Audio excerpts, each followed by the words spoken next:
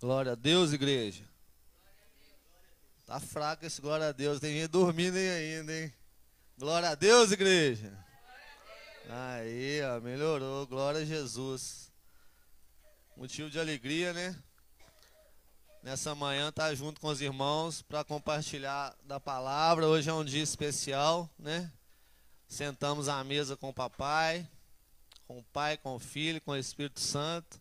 Então, é um domingo realmente diferenciado, né? A qual a gente faz menção e memória aquilo que o Senhor Jesus fez por nós. Pois assim Ele nos ensinou todas as ceias, nós iríamos fazer memória aquilo que Ele fez por nós, né? O teu grande amor, né? A sua vida sendo entregue ali por mim e por você. Então é motivo da gente se alegrar. Como o pastor disse aqui, né? A minha vida tem sido um pouco corrida nesses últimos dias. E eu fiquei muito preocupado com isso. Antes de entrar na mensagem, eu queria falar isso com a igreja, porque se tem uma coisa que eu jamais quero fazer na minha vida é largar as coisas de Deus para viver as coisas deste mundo. Mas a gente é lógico que precisa enfrentar os desafios que a palavra coloca diante de nós, né? Porque a palavra de Deus, ela nos mostra que grandes homens que estão aqui, eles tiveram também situações que, né, por algum motivo, por algum momento, poderiam também tirar eles, né, do propósito de Deus, mas eles enfrentaram os seus desafios e venceram, e Deus deu a vitória a eles. E eu sentado ali, Deus me visitou e Deus me deu ali um refrigério, me deu ali né, algo que foi forte no sentido de entender o cuidado de Deus pela minha vida, né? Ele me fez lembrar de José, e ele me levou no capítulo 50 ali, no versículo 20, e ele fala assim nesse versículo, quando José diz assim: vós bem tentastes mal contra mim, porém Deus o tornou em bem, para fazer como se vê neste dia, para conservar a vida em um povo grande. Amém? José, ele foi, né, ali injustiçado pelos irmãos, foi invejado, ele foi perseguido. De alguma forma, tentaram tirar ele do propósito que Deus tinha sobre a vida dele. Mas Deus transformou aquela maldade, fez com que aquilo se tornasse um bem sobre a vida dele e sobre a vida daqueles que o Senhor ia abençoar através da vida dele. Então José, ele é um retrato da pessoa que pensa assim: ah, tudo dá errado para mim, tudo é difícil para mim, tudo é complicado, as pessoas me veem com maus olhos, me perseguem, querem o meu mal.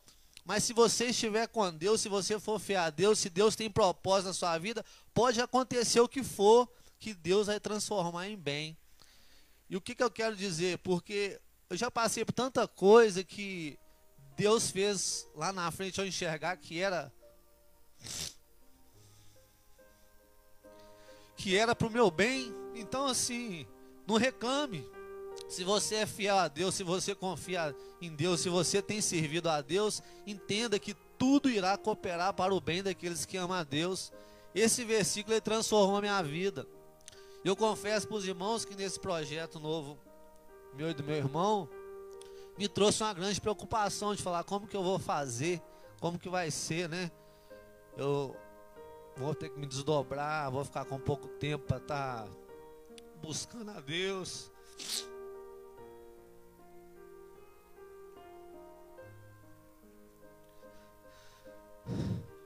Desculpa, irmãos, é porque Deus é fiel. E Deus cooperou com que tudo viesse encaixar no tempo certo, da maneira certa. E eu fico muito impactado como que Deus é bom com a minha vida, como que Deus cuida de mim, cuida do meu espírito, cuida da minha alma, como que Deus tem tido misericórdia de mim.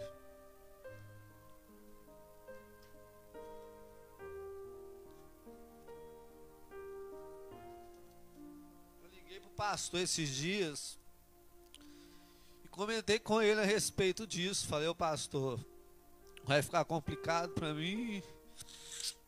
E eu Eu não queria abandonar de forma alguma os cultos, a obra. Se tem uma coisa que mexe comigo é deixar de fazer as coisas de Deus para buscar as coisas que são do meu interesse. E aí eu buscando ali, Deus me deu. Falei, ô pastor, a gente podia fazer um culto de manhã,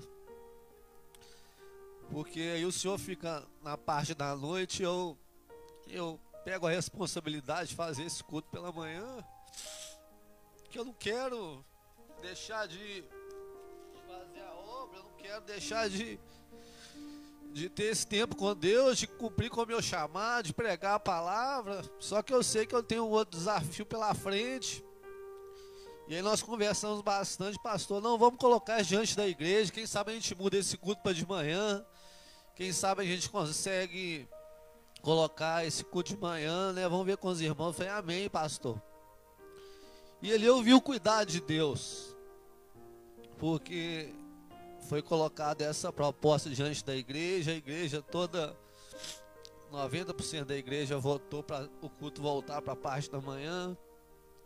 E eu sei que isso não é só por minha causa de forma alguma, mas eu sei também que há um cuidado especial de Deus sobre a minha vida, sobre o meu ministério, sobre esse ministério. E isso assim não deixa de me impactar, porque eu vejo o quanto Deus quer que eu continue nesse propósito e quer que eu seja instrumento nas mãos dele. Então isso me alegra, isso me traz impacto, e que isso sirva também de testemunho para você nunca desistir das coisas de Deus. A vida vai te impor desafios, que de repente você pode pensar assim, como é que eu vou fazer, se você confiar em Deus, Deus vai alinhar as coisas, Deus vai te dar a condição de servir Ele, Deus vai te dar a condição de conquistar, de vencer, de realizar sonhos. Então não coloque dificuldade, né, nos seus dias, coloque fé dentro de tudo aquilo que o Senhor tem colocado diante de você. Se você for aquele justo que vive pela fé, o Senhor vai aplainar, vai consertar, vai te dar a condição de viver tanto os seus sonhos, as suas vontades, mas principalmente viver os propósitos dele. Amém? Vamos de palavra então, em nome de Jesus. Hoje, como eu disse, culto de Santa Ceia, e o Senhor me levou na igreja de Tessalonicenses. Queria que você abrisse comigo no capítulo 5.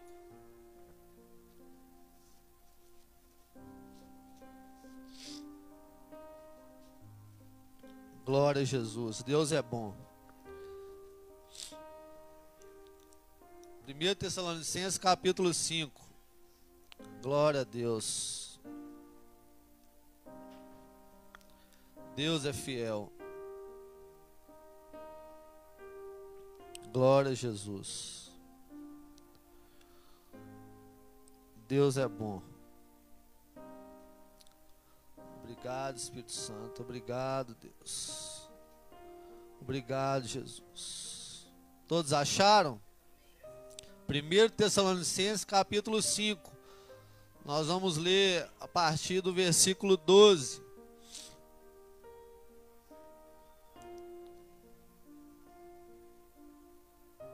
Glória a Jesus. Deus é fiel. Todos acharam? Glória a Deus. Diz assim a palavra: mas, irmãos, acerca dos tempos e das estações, não necessitais de que... desculpa, irmãos, versículo 12, eu peguei o primeiro versículo aqui, desculpa aí.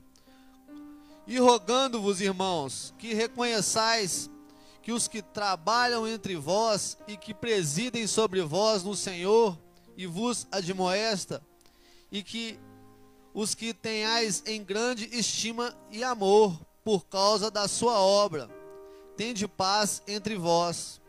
Rogamo-vos também, irmãos, que admoesteis os desordeiros e consolais os de pouco ânimo, sustenteis os fracos e sejais pacientes para com todos. Vede que ninguém dê ao outro mal por mal, mas segue sempre o bem, tanto uns para com os outros, como para com todos. Regozijai-vos sempre, orai sem cessar. Em tudo dai graças, porque esta é a vontade de Deus em Cristo Jesus para convosco.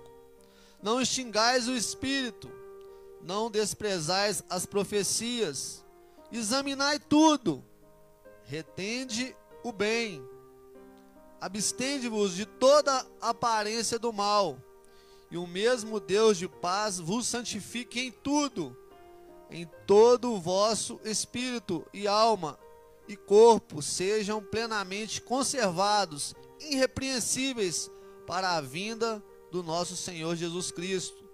Fiel é o que vos chama, o qual também o fará. Irmãos, orai por nós, saudai a todos os irmãos com ósculo santo. Pelo Senhor vos conjuro que esta epístola seja lida a todos os santos irmãos. A graça de nosso Senhor Jesus Cristo seja convosco. Amém. Glória a Deus, aleluias. Uma salva de palmas para essa palavra, amém. Glória a Jesus, Deus é bom, Deus é fiel, Deus é poderoso. Glória a Jesus. Pai, graças eu te dou por essa oportunidade. Graças eu te dou, Senhor, por mais essa manhã, por o privilégio de poder, meu Pai, ministrar o teu evangelho. Que o Senhor venha assim, meu Pai, tomar os meus lábios, que eu possa me diminuir a cada dia. O Senhor cresça, meu Pai, dentro dos propósitos que o Senhor tem sobre a minha vida, sobre este ministério. Que o Senhor abençoe a cada irmão aqui, prepara cada coração como uma terra fértil, meu Pai. A cada irmão que está em casa, que o Senhor visite também através da tua mensagem. Que cada um, meu Pai, tenha entendimento, sabedoria e discernimento de tudo que será ministrado nos nossos corações. Em nome de Jesus, amém e graças a Deus. Meus irmãos, hoje o Senhor me deu essa mensagem, porque essa mensagem, quando Paulo escreve essa carta à igreja dos Tessalonicenses, Paulo estava cuidando de uma criança, porque essa igreja era uma igreja muito nova, uma igreja bebê ainda nas mãos do Senhor. E essa igreja precisava de algumas instruções, de algum cuidado, de uma atenção maior, né? Vamos colocar assim. E Paulo mesmo de longe, ele cuidava dessa igreja, instruía essa igreja, orientava essa igreja. E era um cuidado de Deus por cada membro daquela igreja, né? E o cuidado de Deus é algo assim que nós devemos valorizar, né? O Senhor tem cuidado dessa igreja. Deus do começo, Deus do dia que ela foi inaugurada, Deus de quando surgiu no coração do nosso pastor esse chamado, né? Porque isso não foi uma ideia do pastor, foi um chamado de Deus para a vida dele. Enfrentou e vai enfrentar muitas dificuldades para viver esse propósito, né? Mas Deus tem mostrado esse cuidado para com a obra, para com a vida dele, em meio às perseguições, em meio às calúnias, em meio a muitas situações que, se ele fosse olhar para isso e não olhasse para o cuidado de Deus, nós não estaríamos aqui, né? Então a gente tem que valorizar o cuidado de Deus e entender que Ele está no controle de todas as coisas. Ele estava no controle dessa igreja através da vida de Paulo, que estava sendo instrumento ali, né, para orientar aquela igreja. E o texto vai falar com a gente que Paulo começa falando justamente de liderança, justamente daqueles que estão à frente de uma obra, que precisam também ser cuidados, precisam também, né, ter credibilidade, porque uma liderança que tem crédito, ela trabalha à vontade, ela trabalha com confiança e ela flui. Mas uma liderança desacreditada, ela muitas das vezes, por mais que ela quer, ela é desmotivada. Ela é desmotivada. Você já reparou, você como pai ou como um conselheiro, quando você vai dar um conselho, quando você vai dar uma direção ao seu filho ou um amigo que seja, e essa pessoa ignora essa direção, como você se sente? Você querendo o bem para essa pessoa, você dando uma direção boa, você dando um conselho bom e essa pessoa despreza, como você se sente? Mal, né? Com certeza, ninguém que quer o bem para o próximo e é desprezado dentro daquilo que ele orienta, vai ficar feliz com aquela situação, com aquela circunstância ali. Ninguém.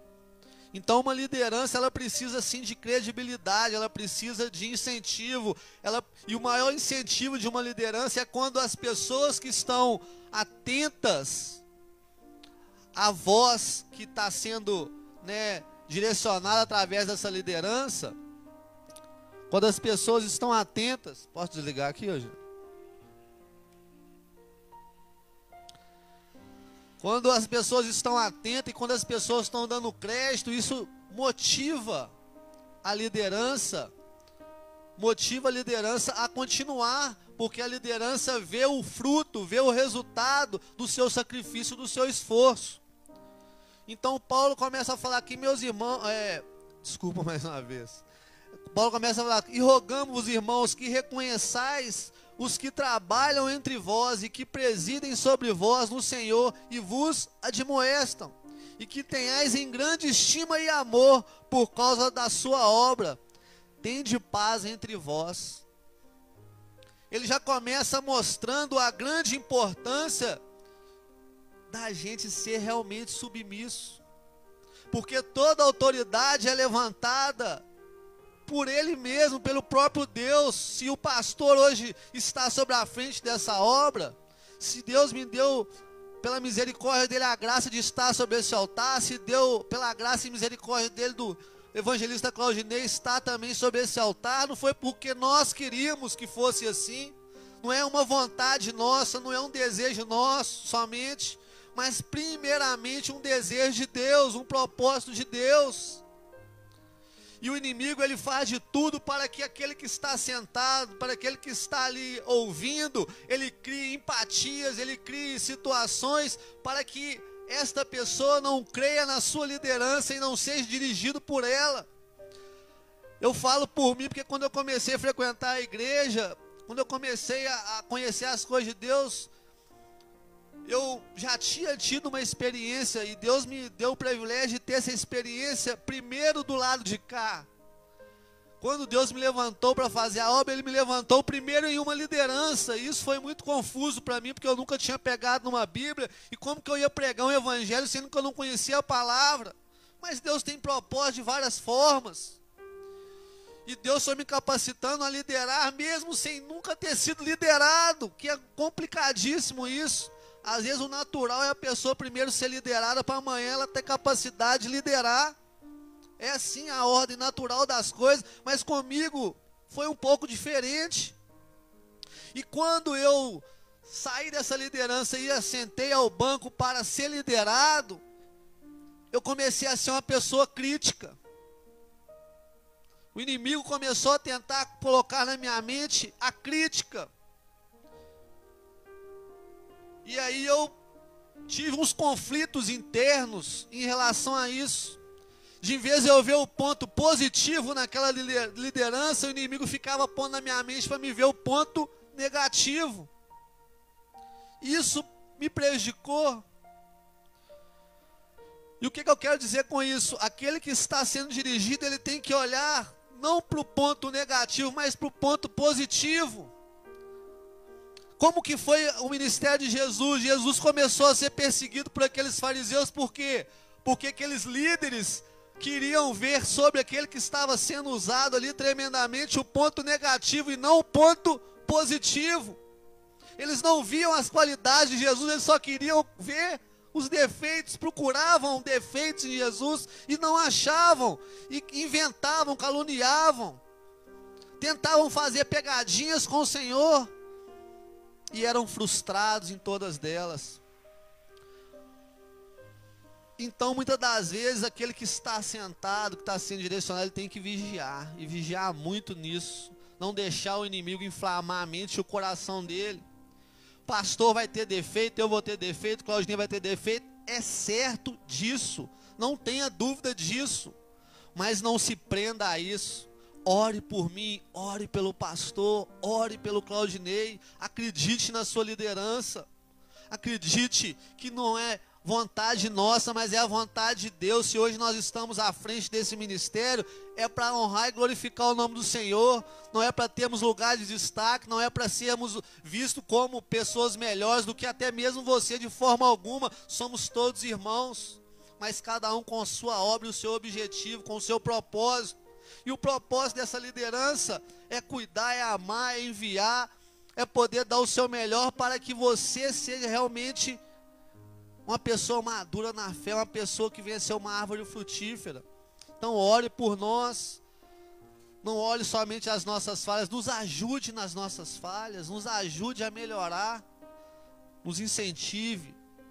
É isso que Paulo está falando com aquele povo ali, para eles terem esse cuidado, com esse zelo com a liderança, eles acreditarem na liderança deles, porque assim as coisas iam fluir naquela igreja, assim Deus ia operar naquela igreja, porque para tudo tem que ter fé. Como que você vai receber algo que vai vir e vai passar pela minha vida para chegar à sua vida, se você não crê naquele instrumento, se você não crê naquela liderança, você mesmo vai estar dificultando as coisas.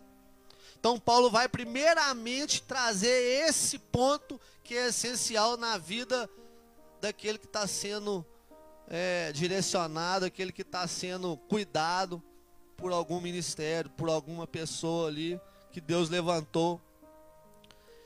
E aí a palavra continua: rogo-vos também, irmãos, que admoesteis os desordeiros, consolais os de pouco ânimo, sustenteis os fracos e sede paciente para com todos.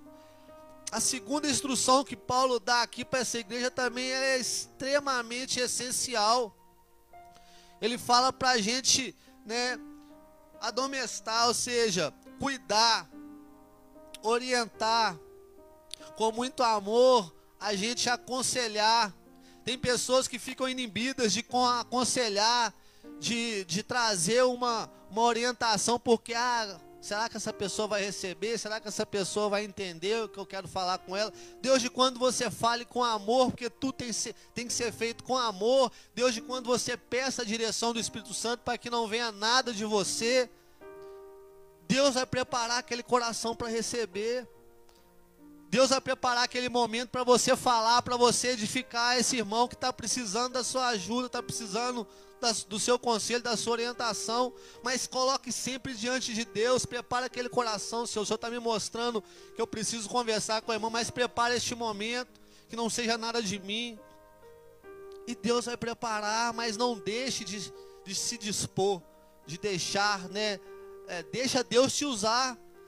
Tem pessoas que eles mesmos se retraem e eles mesmos criam barreiras para não cumprir com o chamado que Deus tem sobre a vida dele. E aí a palavra fala que a gente tem que admoestar os desordeiros. Por quê? Porque em meio à igreja vai ter sim pessoas desordeiras, vai ter sim pessoas rebeldes, pessoas difíceis de lidar. É normal, é natural. É natural.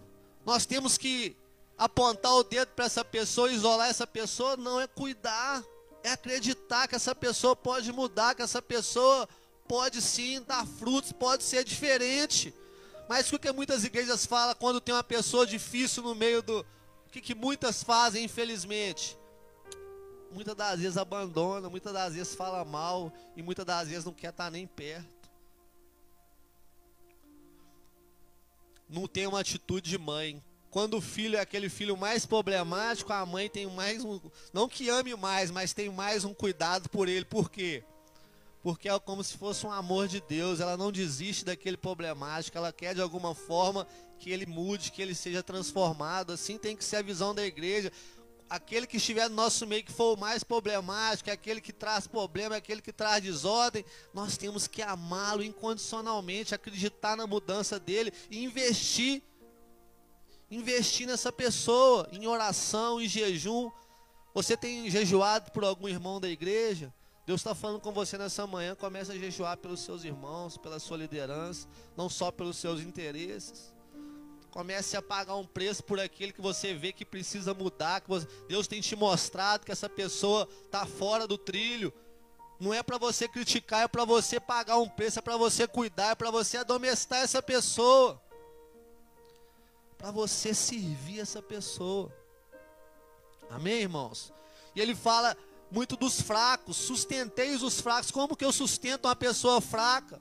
Falando mal dela, criticando? apontando o dedo, não. Pondo meu joelho no chão e clamando pela misericórdia de Deus sobre a vida dela. Falando sempre para ela, eu acredito em você, eu te amo, meu irmão, você vai vencer, você vai chegar lá. São palavras positivas, palavras de amor, de esperança. São gestos e atitudes que fazem diferença, não só no mundo físico, mas principalmente no mundo espiritual. Quando você dobra o seu joelho para orar por um fraco na fé, você move os céus. Porque é isso que toca o coração de Deus. Orar por quem merece a nossa oração é muito fácil. Mas orar por quem não merece é coisa de Deus, é coisa do Espírito Santo de Deus. E ele fala, sede pacientes, porque às vezes nós perdemos a paciência. É tanta coisa que o inimigo usa, faz e trama, que às vezes nós perdemos a paciência realmente com alguns irmãos, com alguma situação, com algumas circunstâncias que acontece, é natural, mas a paciência ela é uma virtude extremamente essencial em todas as áreas da nossa vida. Nós temos que clamar por ela todos os dias, paciência. Me dá paciência, me dá mansidão, me dá domínio próprio. São virtudes extremamente importantes na nossa vida espiritual, na nossa vida sentimental, no nosso trabalho. Sem esses 3 frutos, nós vamos sempre bater cabeça e vamos dar murro em ponta de faca e vamos retroceder de vez nós irmos de encontro ao alvo. Então seja paciente. Acredita que o momento vai chegar, o momento dessa pessoa vai chegar como o seu tem chegado. Mas invista nessa pessoa, cuide desse fraco, cuide desse que precisa ser admoestado. Amém? Sede paciente para com todos. Aí ele começa a falar para a gente não pagar o mal com o mal. Por quê? Porque essa é uma natureza humana. Essa é uma natureza cristã? Não. É uma natureza humana. Nós crescemos assim. Deus de bebezinho, nós já somos assim. Toma, tá. Toma cada lá. Não é? Se tiver uma criancinha assim, às vezes, ela toma um tapa na orelha, ela quer revidar. Se ela não revida, ela chora, mas na oportunidade que ela tem, ela vai lá e quer descontar. E a criança é inocente, não era para ela agir dessa forma. Mas por que ela... Porque é uma natureza nossa.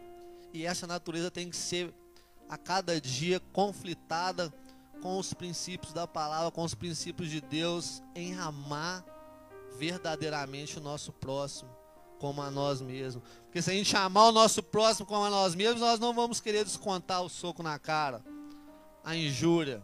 Nós não vamos querer descontar a calúnia, não. Nós vamos simplesmente vencer tudo isso com amor. Então Paulo fala, trazendo essa visão para a igreja, por quê? Porque ele conhecia a natureza humana. Paulo também viveu isso e sabe muito bem como isso acontece em meus irmãos. E aí ele orienta, vede que ninguém dê ao outro mal por mal, mas segue sempre o bem. Sempre o bem. Às vezes nós nos cansamos de fazer o bem, mas a palavra fala, não vos canseis de fazer o bem, porque no tempo certo nós vamos colher.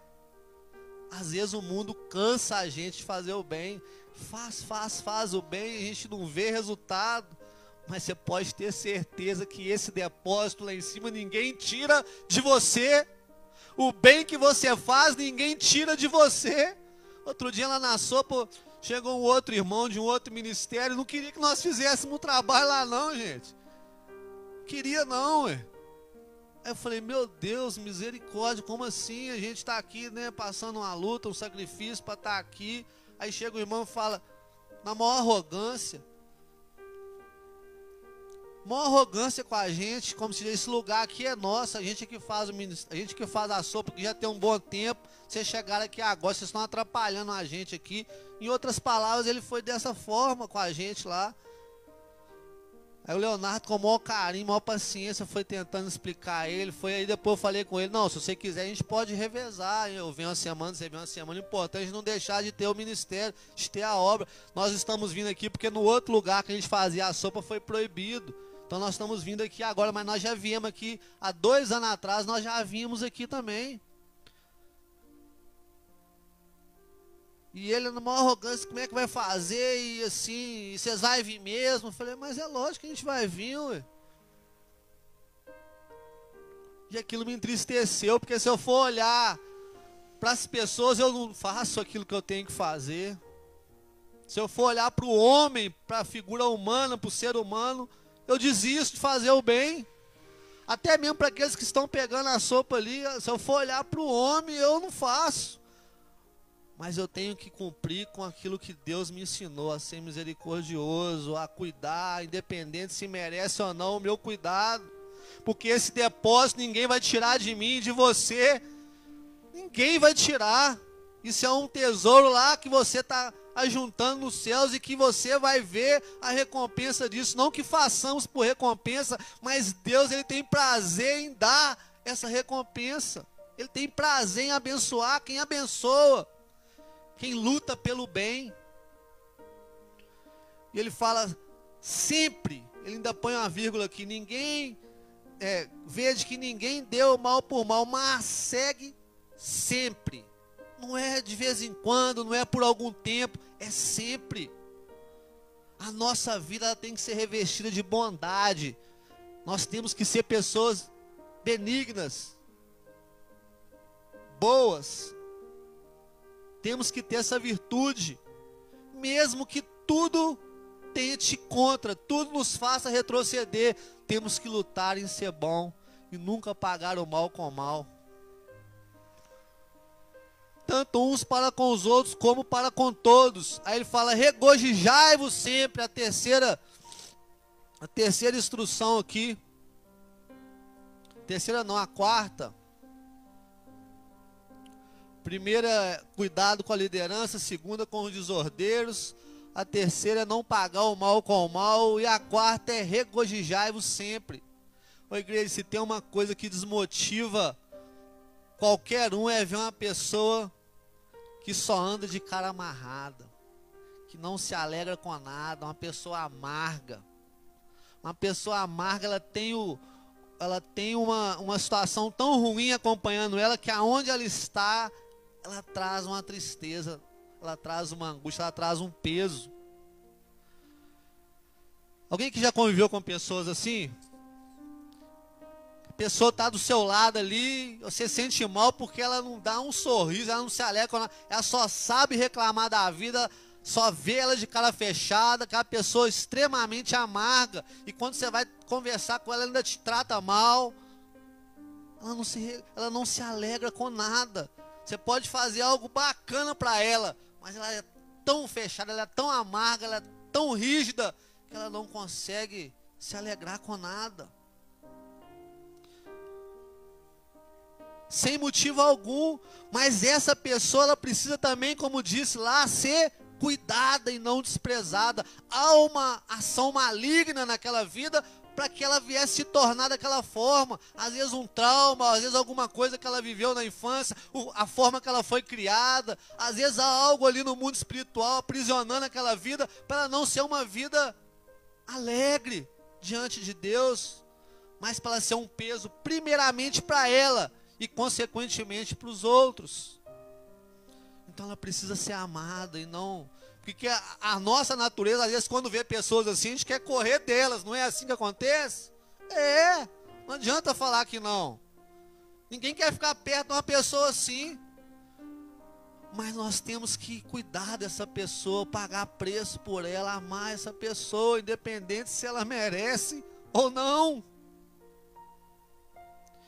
E regozijai-vos, né? Regozijai-vos é estar se alegrando em meio às dificuldades, em meio às circunstâncias. Nós temos que ser pessoas alegres. Agora vamos olhar o outro lado. Quando você vê uma pessoa muito alegre, uma pessoa muito cheia da alegria do Senhor, você pode estar triste, irmão, você pode estar para baixo, você pode estar do jeito que for, que o seu dia é mudado. Aquele momento que você está perto dessa pessoa, o seu dia é transformado. Aquela alegria te contagia, te levanta, te faz refletir. Pô, essa pessoa não tem nem a metade do que Deus me deu. Essa pessoa não tem a casa que eu tenho, o carro que eu tenho, o emprego que eu tenho, a família que eu tenho, mas essa pessoa só vive com um sorriso no rosto, só vive glorificando a Deus. Isso faz a gente refletir, isso faz a gente entender que não são as coisas que temos ou que possuímos que vai trazer alegria em nossas vidas, mas a alegria de viver, a gratidão por viver pela vida, por aquilo que o Senhor Jesus fez por nós, pelo cuidado que Ele tem tido por nós, pela nossa perfeição. Esse dia eu fui visitar a minha sobrinha, fui ver o nenenzinho dela lá. Na mesma hora que eu olhei aquela menininha linda, eu falei assim, meu Deus, como Deus é perfeito. Porque houve algumas situações difíceis ali para ela aceitar aquela gestação e Deus fez com que essa criança viesse extremamente perfeita, linda. Eu falei, é motivo de se alegrar. É motivo de se alegrar.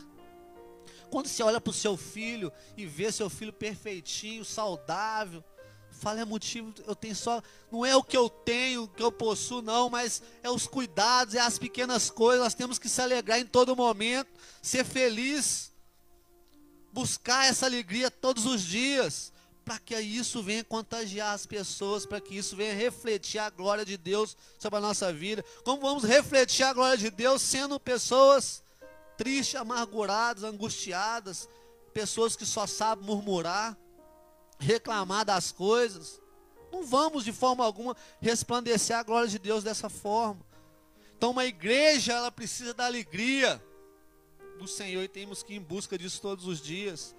Momento de adorar é adorar com alegria, momento de estar com os irmãos é momento de alegria, mas não só dentro da igreja, também em casa, também no trabalho, aonde que nós estivermos, temos que ser pessoas que se alegram com todas as circunstâncias. Aí nós vamos trazer impacto na vida das pessoas, aí nós vamos glorificar a Deus. E ele continua falando, esse versículo eu acho muito importante, porque muitos confundem esse versículo, não tem um discernimento correto desse próximo versículo, que diz assim, ó, em tudo dai graças, porque essa é a vontade de Deus em Cristo Jesus para conosco. Aqui está falando para você agradecer pelo mal que acontece no seu dia, mas tem muita pessoa que agradece, tem muita pessoa que fala, não, quebrei uma perna ali, glória a Deus, Deus está no controle, Deus é fiel e glória a Deus por isso. Não, igreja, não é por aí. Em tudo não quer dizer por tudo. Presta bem atenção nisso. Dai graça em tudo não quer dizer por tudo. Nós temos que dar graças por sabermos que nós temos um Pai amoroso, cuidadoso, fiel, que não vai nos deixar de forma alguma, não vai nos abandonar de forma alguma e tem cuidado de nós. Mas nós não devemos ficar dando graças a Deus pelas coisas ruins que o inimigo põe diante de nós, não. Deus tem poder de transformar aquele mal em bem? Tem, e é por isso que nós temos que dar graça. Não pela situação em si, mas por termos um Deus que vai nos fazer vencer aquela luta, aquela prova, aquela dificuldade. Eu tenho que ser grato a Deus, eu tenho que dar graças a Deus, porque eu sei que eu vou vencer, e eu já venci. Não é porque o mal está acontecendo, eu tenho que falar, não, graças a Deus por esse mal. Não, não. Um pai quer mal para o filho? Você quer mal para o seu filho? Quer. Você acha que o nosso pai vai querer o mal? A gente sendo mal não quer o mal para os nossos filhos, porque assim a palavra diz. Você acha que o nosso pai vai querer algum mal para a gente? Você acha que o propósito dele era fazer a gente acordar através do mal? Não. Você acha que o propósito de Deus na minha vida era me pôr na cadeia para me aceitar a Deus? Não. Eu que fiz escolhas erradas, mas Deus foi tão bom para mim que mesmo eu fazendo escolhas erradas e caindo naquele lugar, Deus operou naquele lugar. E por muito tempo eu enxergava isso ao contrário, falava, não, foi assim, né, no sentido de o mal ter sido uma bênção na minha vida. Foi uma bênção, porque Deus fez com que fosse uma bênção. Deus fez com que fosse uma... Eu li o versículo aqui a respeito de José. Deus fez com que aquela situação ruim que ele estava atravessando se tornasse em bem. Ele fez com que se tornasse em bem. Ele não queria que José passasse por aquilo. Mas a maldade do homem fez com que José passasse por aquilo. Mas Deus é tão bom que ele fez com que aquilo se transformasse em bem. Ele tem poder e domínio sobre todas as coisas. Mas nós não temos que agradecer pelo mal, mas agradecer por aquele que nos faz vencer o mal. Agradecer por termos Ele, por ter sido escolhido por Ele, para sermos mais que vencedores. Vocês entenderam como que às vezes as coisas são distorcidas? Falta às vezes de entendimento, discernimento. No dia que Deus me revelou dessa forma, eu pude entender o quanto muitas pessoas ficam aí glorificando os feitos do inimigo, agradecendo pelos feitos dele, pela maldade que ele coloca diante de nós, sem ter sabedoria. É uma ignorância? É ignorância espiritual, falta de discernimento natural. Então não agradeça pelo mal, mas agradeça por aquele que te faz vencer o mal, o dia mal. Agradeça por isso, sempre seja grato, porque você sabe que você não vai vencer, você já venceu pela graça e misericórdia do Senhor sobre a sua e sobre a minha vida. Amém? E ele continua falando: não extingais o espírito.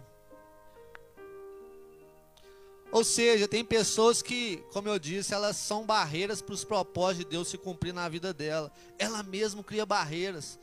E é natural também, é mais uma natureza humana. Por quê? Porque assim foi os profetas, grandes profetas. O próprio Moisés: não, Senhor, eu não sei falar. Como que você está me colocando eu aí para fazer? Nossa, eu não sei fazer, não tenho capacidade para isso não. Isaías: não, eu tenho palavra, eu tenho os lábios impuros, eu não posso fazer isso não. Quantos homens tentaram fugir, tentaram se diminuir para não cumprir com o chamado de Deus? É natural. Nós às vezes criamos esse bloqueio, mas não devemos agir assim. Se Deus está chamando é porque Ele vai capacitar, é porque Ele vai levantar e Ele vai te dar condição de cumprir com o chamado que Ele está colocando diante de você. Creia nisso e vai em frente. Deixa Deus te usar, deixa o Espírito Santo te usar, não seja um bloqueio para que o Espírito Santo venha fluir na sua vida, não. Acredite que se Ele está te chamando, se Ele está te levantando, é porque você vai ser capaz de fazer muito além do que você imaginava, do que você pensava. Seja ousado, seja ousado. Isso agrada a Deus. Aí ele fala: não desprezeis as profecias. Por quê? Porque quando é uma profecia que nos alegra, que está dentro da nossa vontade, nós não queremos desprezar. Mas quando é aquilo que foge à nossa vontade, que vai nos trazer, muitas das vezes, um sacrifício, vai nos trazer uma dificuldade, nós não queremos crer muito. Quando é, às vezes, principalmente quando é uma correção, a gente acaba desprezando. A gente acaba desprezando a própria palavra quando ela não está dentro dos nossos interesses. Mas não podemos desprezar as profecias, a revelação, a correção. Ame a correção, igreja. Como nós somos falhos nisso, nós deixamos de amar a correção e somos rígidos. Quando vem nos corrigir, nós endurecemos e queremos, de alguma forma, resistir àquela correção. Não, ame a correção. O pai corrige o filho que ama. Ame a correção, mesmo que ela te doa, mesmo que ela te traga um pouco de vergonha. Ame ser corrigido, e você vai crescer na fé, você vai crescer na unção, agindo assim. Examinai tudo que você está lendo aqui, tudo que você está aprendendo aqui, tudo que você está meditando aqui. Chega, examina, estuda. Um bom aluno é aquele que estuda. Aquele que só vai à aula, chega em casa e não estuda, na hora da prova ele passa aperto. Na hora da prova ele tira nota baixa. Isso quando ele não perde média e fica em falta. Não venhamos ficar em falta, sejamos estudiosos. Paulo está falando para aquela igreja: vocês têm que estudar, vocês têm que reter o que é bom, porque nem tudo vai ser bom não. Às vezes vocês não vão ter só orientação, né? Às vezes vai vir algo da carne aí também. Mas vocês têm que examinar e buscar o que é bom. O que é bom vocês vão reter. De repente aquilo que não foi bom para você vai ser bom para o outro. Então examinai tudo, retém o que é bom. Aí ele fala, abstende-vos de toda a aparência do mal. Gente, nós estamos vendo que isso aqui é mal, sai fora. Nós estamos vendo se nós passar por aquela rua ali, tem aparência do mal, sai fora. Nós estamos vendo se nós tivermos amizade com aquela pessoa, tem coisa do mal, sai fora. Não é sair fora da aparência do mal, de tudo aquilo que Deus está nos dando. Isso tem que estar estranho. Tudo que é estranho, irmãos, sai fora. Sai fora. Uma coisa que Deus tirou da minha vida, que eu glorifico a Deus todos os dias, é um apego por televisão, por essas programações. Hoje em dia eu não consigo ver. Eu não consigo ficar ligando a televisão, dependendo da programação, me faz mal, me enoja. Porque ali a aparência do mal ela é explícita. 24 horas o inimigo trabalhando através da televisão. Tem coisas boas? Tem, mas tem que ter um filtro muito fininho para filtrar coisas boas ali. Porque até em meio às coisas boas, vem as coisas ruins. Você está assistindo um culto no telefone aqui, de repente vem uma propaganda ali de algo ruim. O inimigo ele é astuto, sabe trabalhar. Então temos que sair de tudo que é a aparência do mal. Tudo que a gente vê que não está, que Deus, o Espírito Santo vai nos incomodar. Está incomodando, sai fora. Sai fora da aparência do mal. E o mesmo Deus de paz vos santifique em tudo. Aí Paulo começa a profetizar e declarar a vitória na vida daquele povo. E o mesmo Deus de paz vos santifique em tudo, em todo o vosso espírito e alma e corpo, sejam plenamente conservados e irrepreensíveis. Outro dia nós falamos dessa palavra aqui. O que é uma pessoa irrepreensível? É uma pessoa que não se acha nela dolo, ela não dá brecha. É uma pessoa que busca santificação a todo momento, que tem compromisso com Deus. Assim era Daniel. Ele tinha sobre a vida dele um espírito excelente, porque ele era uma pessoa irrepreensível, uma pessoa diferenciada. Busque isso na sua vida. Seja irrepreensível para a vinda do nosso Senhor Jesus Cristo. Fiel que vos chama, o qual também o fará. Orai por nós. E aí Paulo vai terminando a mensagem, né? Falando, continua, porque se Deus te levantou, Ele vai te dar condição de você vencer as lutas, as dificuldades. Hoje vocês são uma igreja criança, assim como essa igreja, a Palavra Viva é. Mas se Deus levantou, Ele vai nos dar a capacidade de romper. Nós já fomos revelados no monte que essa igreja vai romper. Vamos tomar posse disso. Vamos fazer por onde essa igreja romper. Ela depende de mim e de você. Ele chamou essa igreja para servir. Ele vai dar a condição dessa igreja chegar onde que ela tem que chegar. Mas depende de mim e de você acreditar na liderança, amar os irmãos, cuidar dos irmãos. Depende de nós termos essas instruções aqui ativas sobre a nossa vida. Aí ele fala, fiel que vos chama, o que também fará. Irmãos, orai por nós, saudai a todos os irmãos com ósculo santo. Ou seja, um beijo. Ósculo significa um beijo santo, um beijo de carinho, de amor, né? Ou seja, vamos tratar uns aos outros sempre com amor. E por que essa palavra veio no dia de Santa Ceia? Porque são instruções que temos que ter, até mesmo para a gente estar apto à Santa Ceia.